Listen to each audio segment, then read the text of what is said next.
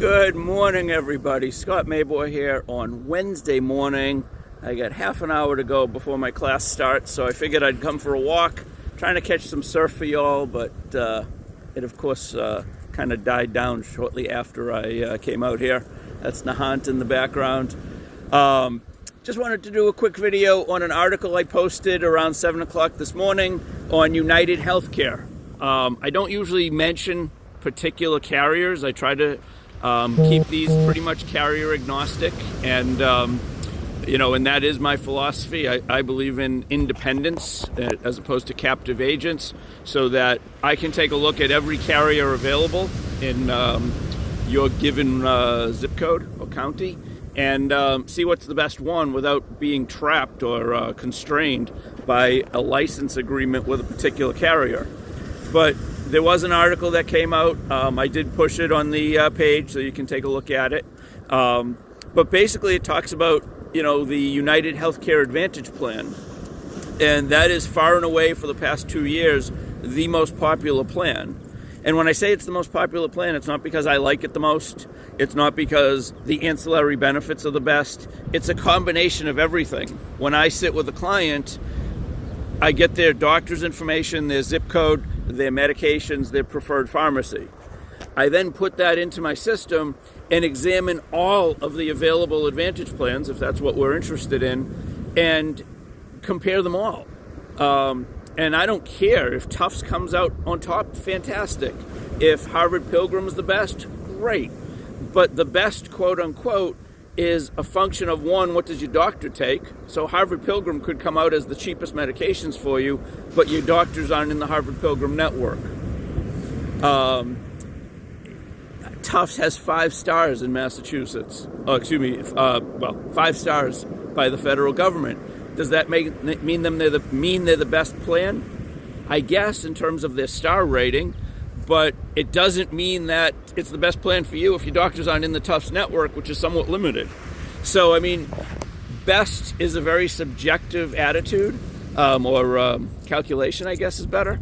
But why has United Healthcare become such a powerhouse in the Advantage plans? It's a combination. Huge network. So almost everybody I look up, the woman I signed up yesterday in Florida, the top 3 plans, number 1 and 2 were both United plans. So huge network, PPO availability. Some of the smaller carriers don't offer PPOs, which people prefer over the HMOs. Although in reality, most people never use the advantages of the PPO. Great drug prices, fantastic ancillary benefits, and no premium. So you have a 0 premium plan, which in almost all markets is going to include $1,000 of dental, is going to include a gym membership, is going to include over-the-counter medications, just tons of options or give-me's included as part of the plan, plus a great doctor's network, plus very aggressive drug pricing. So why are they number 1? They basically can be because they bought the market. Does it mean it's the best plan for you? Maybe, maybe not. Depends what your doctors take. It depends what medications you're on. It depends what pharmacy you prefer. They typically use Walgreens, and you may be adamant you're not going to go to Walgreens. Makes it maybe not the best plan for you. But it's definitely something worth considering. And as I said, about 75% of my business, just because it's the plan that comes up as the most cost-effective Advantage plan, ends up being with United. I find them easy to work with. I find them easy to enroll with. And then, of course, next year we take a look at what else is available. Humana isn't in Massachusetts. WellCare isn't in Massachusetts. So out of the 4 top carriers, you only have 2 of them, Aetna and United. WellCare only does drug plans in Massachusetts. Humana only does 2 counties, Worcester and I can't think of the other one, but it's out near Worcester.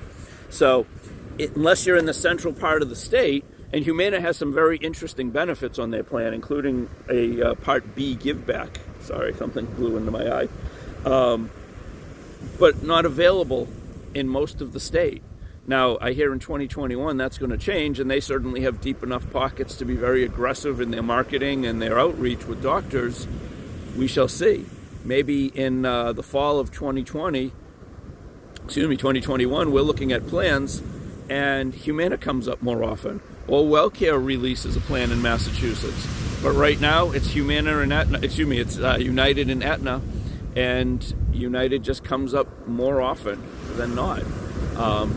But it's always worth looking at all your available options. There's only 6 carriers really in Massachusetts. So you take a look, you see how they rank, and we see what your doctor takes, and we make a decision.